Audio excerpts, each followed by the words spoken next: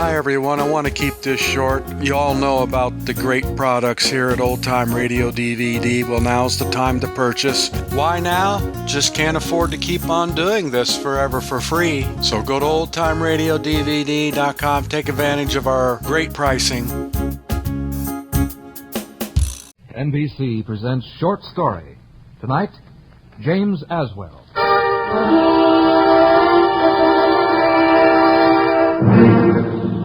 He's been a journalist, a commentator on the turbulent politics of the Deep South, with all their overtones of passion and violence. And out of this background, at least in good part out of this background, he's become a fiction writer, an expert in the form of the short story. James Aswell. Tonight we bring you one of his most compelling short stories, a story set in the dank heart of his Southland, Shadow of Evil. But first a word from the United States Marine Corps. When a young man enters any of the armed services today, he undergoes a period of basic training in which he learns the fundamentals of his service. Probably the best known of these basic training courses is the Marine Corps' famous boot camp. It's at boot camp that he first begins to understand what the Marine Corps is, why it's different from other military organizations, and why the Marine is proud of his outfit. In studying the military history and traditions of his Corps, he discovers many things the history books never told him. More important, he begins to see that he has become part of a great institution, a way of living and a way of fighting of which every American is very proud. Here now, Shadow of Evil by James Aswell.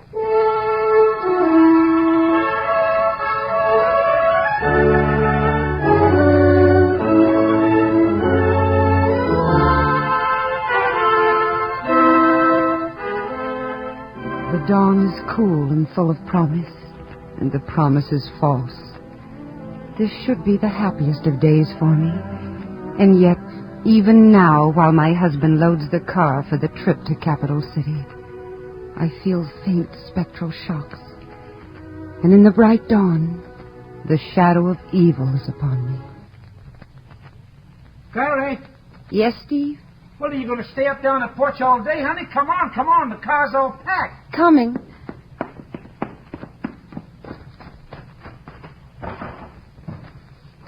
Heard you lock the door? Yes, Governor.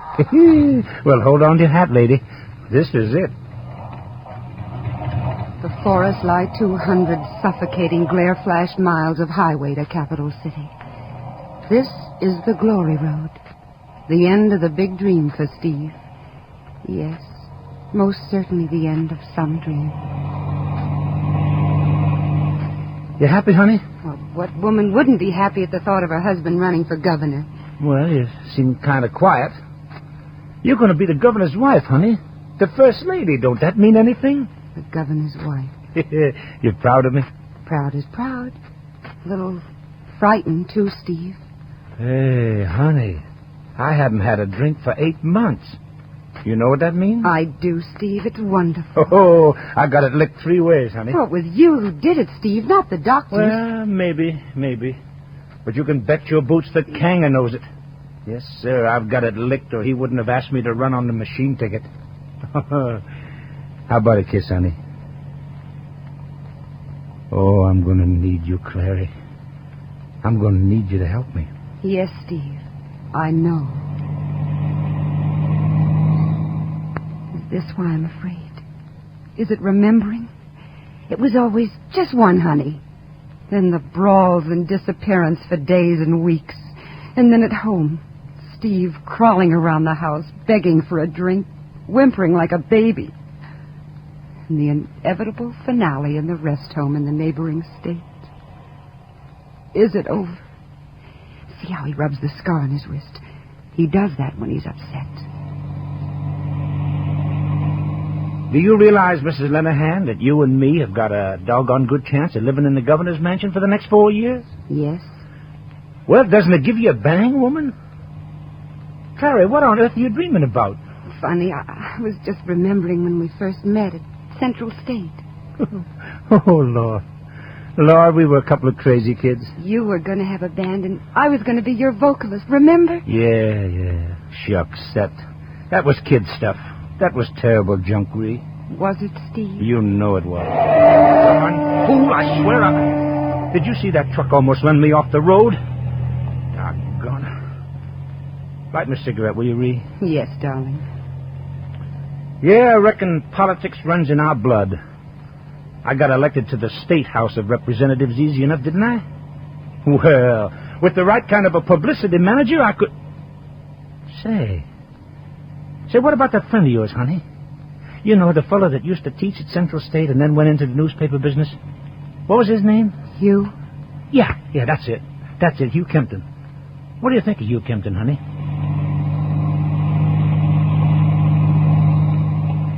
What do I think of Hugh Kempton? What do I think of my love? My terrible, doomed, clandestine love.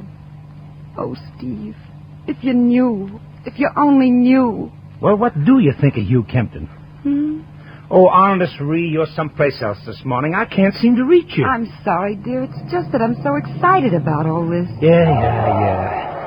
Look, I got a mission here, honey. In this dirty little town? Well, this is the kind of dirty little town that wins elections, honey. Come on.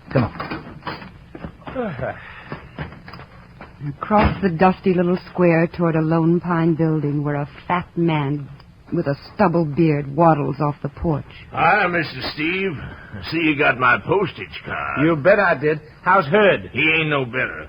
He's sick with worrying, too. Well, we're going to fix that, sure. Claire, honey, I want you to meet my good friend Pete Mastic. Pleased to meet you, ma'am. I knowed Steve's father. He was a fine man. This way. Come on in. Am I going to faint? The air is gagging, sour. The room is disordered. The man in the rocking chair is wizened and small. His head sits crookedly on a withered body. He has any age, beyond 50. This is Mr. Lenahan, Hurd. I know who it is. Yeah. Is this your Mrs. Steve? That's right, Hurd. Honey, this is my good friend Hurd Mastic. Well, he just about runs politics in this here part of the state. Yeah. You only lost 17 votes for Carl out of 180 last election. You tell him that when you see him, Steve. I want him to know. Oh, the governor knows you're a great friend of his, Hurd. Excuse me for not getting up. I've been sick as a dog. That ain't no lie. You know I'm a Kanger man, Steve. Always was. But I supported your dad last time I run. Yeah, he was the smartest and greatest senator this state ever had. If you're half as good a man... What's on your mind, Hurd? And now, suddenly I understand something about my husband. How many times, Steve, have you been compared and found wanting? Yeah, they broke the mold when old Senator Lenahan died. Kanger's going to run you for governor, I hear. Well, it isn't set yet. You'll win. Your pa's name. We'll back you, boy. What is it you wanted, Hurd? Yeah, I want you to do something for me. Well, sure, Hurd. You know me. My boy, Willie. They're trying to take him away in this new draft. I want you to fix it with Carl. What? Well, Hurd, I can't do a thing like that. Oh, Carl can do it in 5 minutes. I've done a lot for Carl, and by thunder, I want this favor. I'll see, Hurd. I'll most definitely see. Don't see. You tell Carl Kanger. C.K. Fenner is chairman of the draft board. Knows Carl seen you two for a truck deal some years back. All right, Hurd. All right, I'll take it up with the governor. Yeah, see what you do. We're going to help elect you, boy. But you got to pull with us. Yeah, you know what I mean?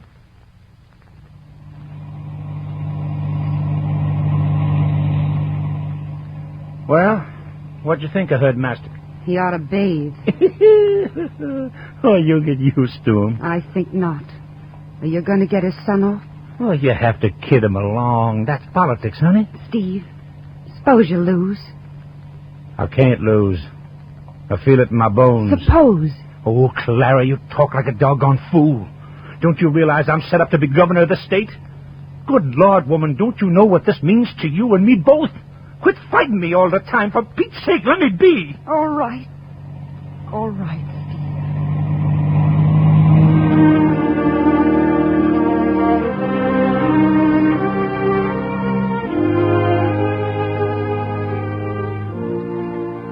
drive on in silence, I try to sleep. But all I can think about is the postcard I sent to Hugh, telling him that Steve and I would be in Capital City tonight. I wonder if he'll come and see me.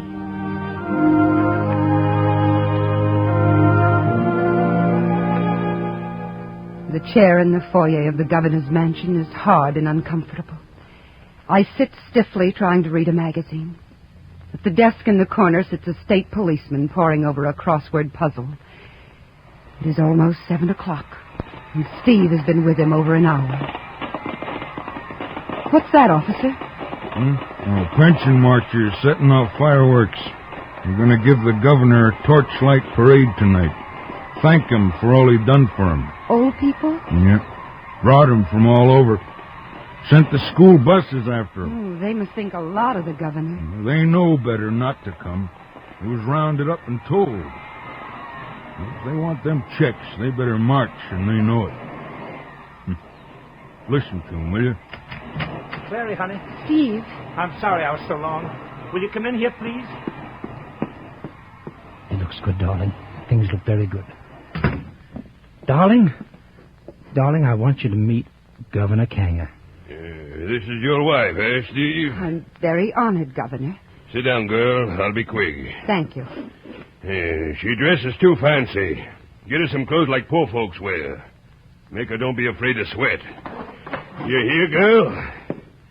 I'm going to make your husband governor. You watch yourself. Don't get no scandal on you. And keep him off the booze, hear? All right, you can go now. Steve, you stay here. I want you to meet Pietro Bell. He's the money. You got to keep him happy if you're fixing to run. We won't be long, honey. Wait outside, huh? Yes, Steve. The trooper stares at me, wondering. I sit on the hard seat again, and I'm trapped. Trapped. Nowhere to go. Nothing to be done. I want to see a friend of mine who's around here. And I told you I'd lose my job if you come in here. You know what the governor said.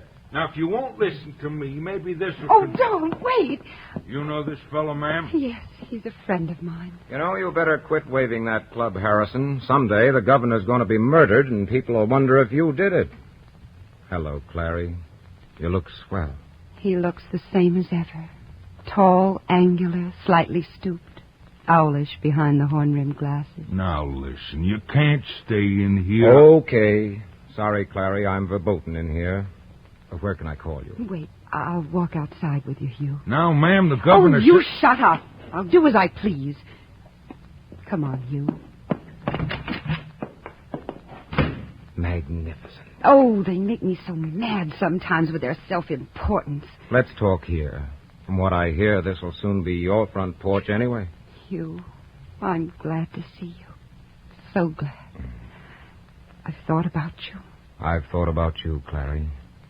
I'm leaving here, you know. I didn't know. Going with the AP in Washington. Tomorrow. I'm glad I got to see you one more time. You're leaving? For good? There's nothing here for me anymore, Clary. Steve will probably be elected from what I hear. It's horrible. Don't you want to be the governor's wife? It's these people. Master Kanger, Bell. Hugh, tell me what's going to happen to us. To Steve and me. Steve has a magnificent opportunity in this state, Clary. He can stand up to these people. Even to Kanger. He can do a lot. You're wrong. They're running Steve because he's weak and they can control him. No, Clary. Listen, this gang knows the things they've been doing are going to blow wide open. They smell jail, and the only way they can prolong the stealing is by running someone with a name that means self-respect and decency. Sure, they want to control Steve, but he can balk them, Clary. He can make them sweat if he has the courage. If? You still love him, don't you? I don't know. He's changed so. This ambition to be governor's under his skin, it's eating him. Oh, Hugh. Hugh, hold me. Hugh, just for a minute, please. Clary. Little Clary. Hugh, do you still want me? I never wanted anybody so much in my whole life. Then let me go away with you. Away from here. Oh, Hugh, take me with you. No, Clary. No, I won't be an escort out of Dublin, honey.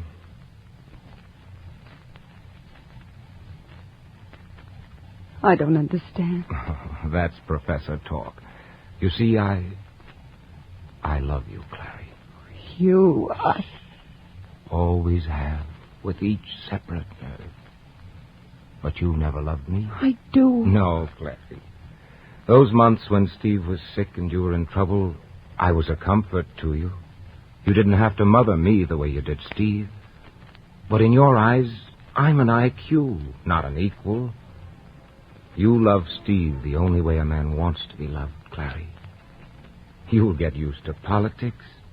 You'll even get used to being the governor's wife. Hugh, don't patronize me. Steve has no business being governor. It'll kill him. It'll kill me. He isn't going to stand up to Kanger. He's going to make a doormat of himself just the way he has all of his pitiful, tortured life. You don't give him respect, Clary. Respect? Do you know what it's like watching a fine, handsome man crawling like a 2-month-old, begging for a drink? It's a sickness. It's outside moral judgment. Oh, Hugh, for heaven's sakes, take me with you. No, Clary. You've a job. Running off with me wouldn't help. It'd kill Steve. It'd kill you. It'd kill me. There's no happiness in it for anybody. One of us is a coward, Hugh.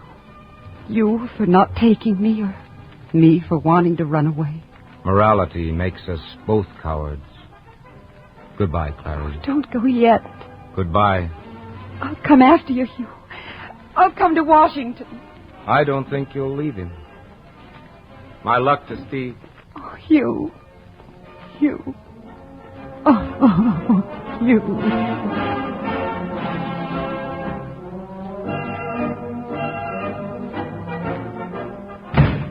Honey, what the devil are you doing out here? You're holding up the works. I wanted some fresh air. Fresh air? Oh, listen, honey, we're supposed to ride in that parade, the second car. You can't keep a governor waiting. Steve, please. You've got to show some consideration, honey. Steve, let's not quarrel. Please, I'll do anything, but don't let's quarrel now. I couldn't stand it. Okay, honey, okay. Oh, say, honey, everything's fixed. Bell says okay. I rang the bell, do you hear? All I have to do now is meet that bunch of Kanger leaders at 10 o'clock, and we're in. Oh, don't that make you happy, honey? Yes, Steve. I'm very, very happy.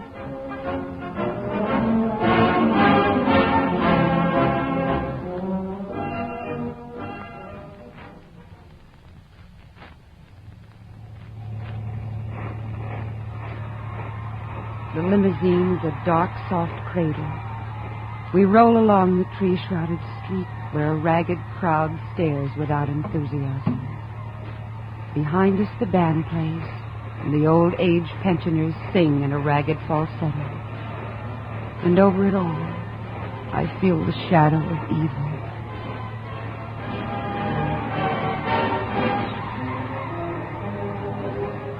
After the parade, honey, we'll go back to the mansion for some barbecue, and then at 10 o'clock I meet the bosses. If they say okay, well, that's it. I'm in. Well, what's the matter? I wonder why we're stopping. Steve, that man on the curb, he's coming toward our car. What the devil does he Steve, want? he's got something in his hand. He's going to throw it at us. Steve, look out! Run this for governor, you Kanger hound! It's all right, honey. It's all right. They got him. Oh, Steve, don't let them kill him. Oh, Steve. That's all right. Yes, we're all right, officer. He threw something into the car. Now, let's have a look. Well, a skunk. A dead skunk. Good day. Is the man who threw it all right? All right. Well, now, I wouldn't exactly say he's all right. He's dead. Dead. But he only... We can't take any chances, lady. It might have been a bomb, honey. But it wasn't.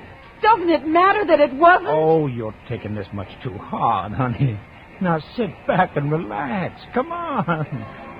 Get that thing out of here, will you, officer? A pleasure, sir. All right, driver.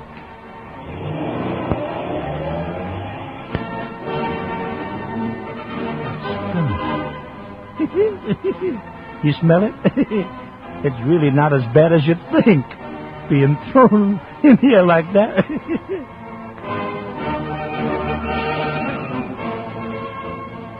crowd is quiet now. A man is dead. What prompted that final futile gesture of defiance? A dead skunk thrown into a car. Are there more like him? I look as we move along at a silent, staring, faceless throng. Their silence screams at us. Beware.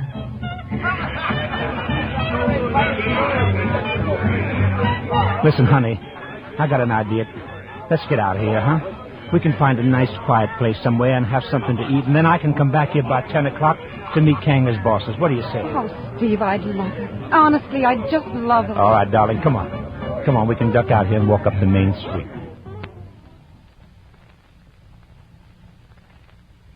There's a place up here called Pete's Gardens, just way up here. Oh, it's good to be quiet. Yeah, it's been a big day, all right. The biggest in my life, I reckon. It isn't over yet. Suppose Kanger doesn't want to run you. Oh, they'll want me, honey. Why, did you hear that crowd when I stood up after the parade? Yeah, they'll want me, all right. You want it pretty bad, don't you? Ree, honey, I don't just want it. I hunger for it. I hunger for it. I never felt like this before. Well, except when I was drunk, maybe. But I ain't drunk now. I'm sober. And this is real, honey. This is it. Stop a minute, Steve. What is it, honey? Kiss me. Kiss me hard. Hard, Steve. Hard. Oh, Ree. Ree, I need you so much now. So much, honey. And I need you. I know it now. I need you, Steve. Confused, stumbling, doomed. With a wonderful, simple kind of need I've never felt for anybody else. Not for you. Not for anyone.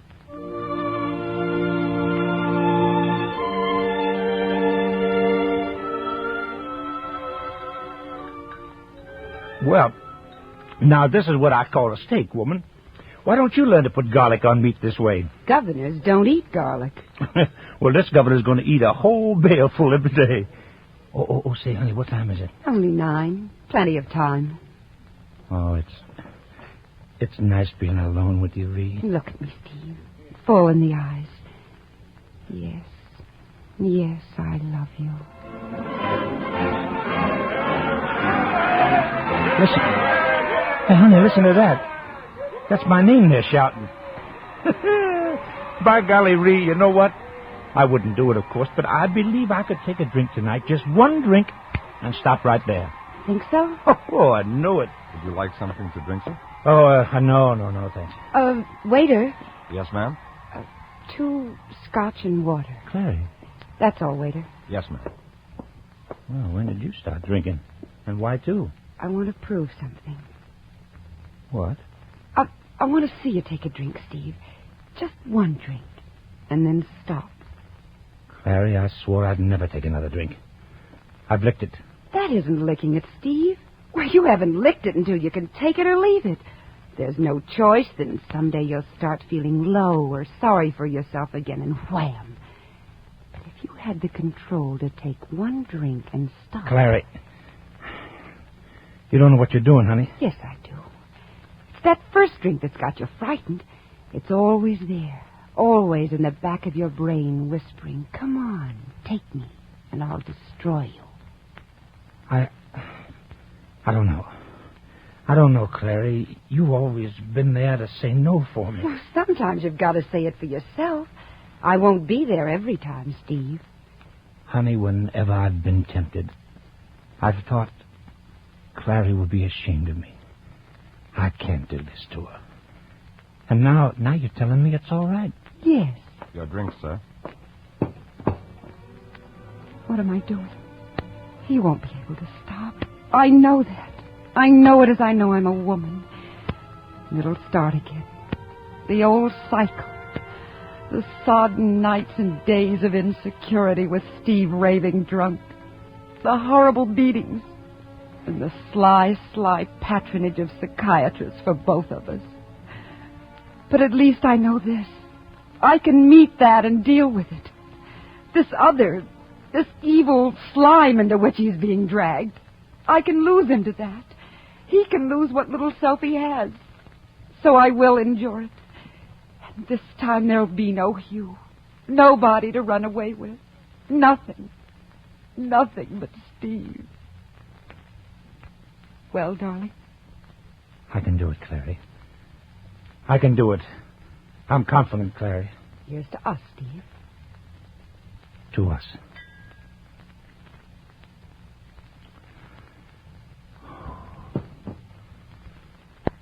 Oh, Lord.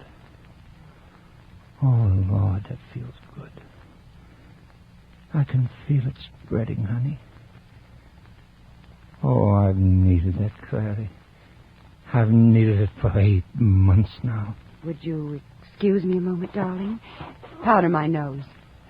Don't be long, dear. I won't. Oh. Waiter. Yes, sir? Another one, please, and make it quick, will you? Huh? Yes, sir. I understand, sir.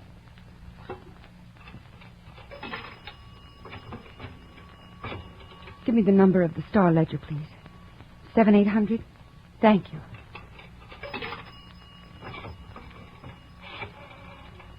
Oh, God forgive me. God forgive me for what I'm doing. Star Ledger, McCloskey. Hello? Is this the newspaper that's supporting the reform candidate this year? We're supporting anybody who runs against the Kanger machine. Well, if you'd like to see the Kanger's candidate for governor make a public spectacle of himself, send a photographer to Pete's Garden on Sapphire Street. Oh, Marie. Well, you took so long, I ordered another drink, honey. Just one drink don't do it somehow. It leaves me kind of shaky, honey. I don't want to be shaky when I meet those Kanger leaders. Do I? Do I, Ree? No, Steve. You know it's a funny thing, Ree. But I've been thinking. You know that big picture of my father? The one that New York artist painted? I know the one. Well... Your drink, sir? Oh, thank you.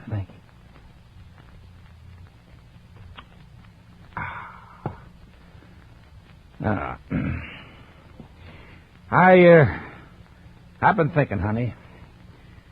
When I'm governor, we're going to hang that picture right over the front door of the mansion. Yes, sir, when I'm Governor Ree, Ree, do you hear me? Yes, darling. I hear you.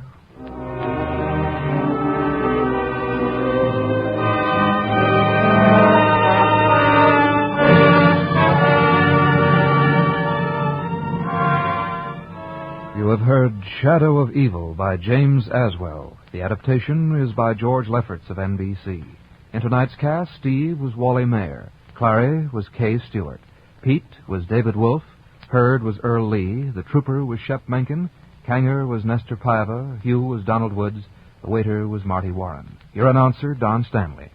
The director of NBC Presents Short Story is Andrew C. Love.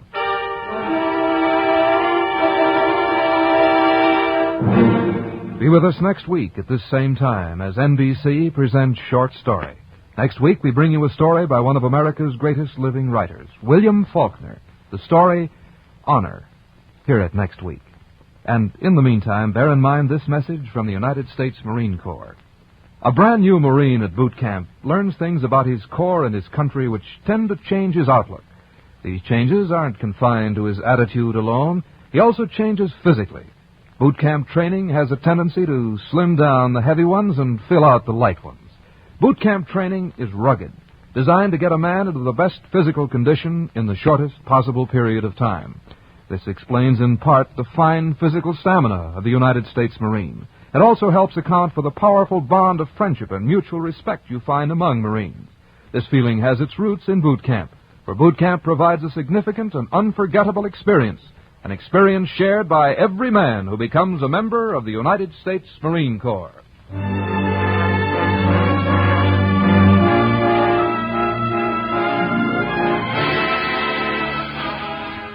Remember, when you give to the Red Cross, your gift is a lift to our fighting men. Tomorrow, listen for authentic and exciting Dragnet on NBC.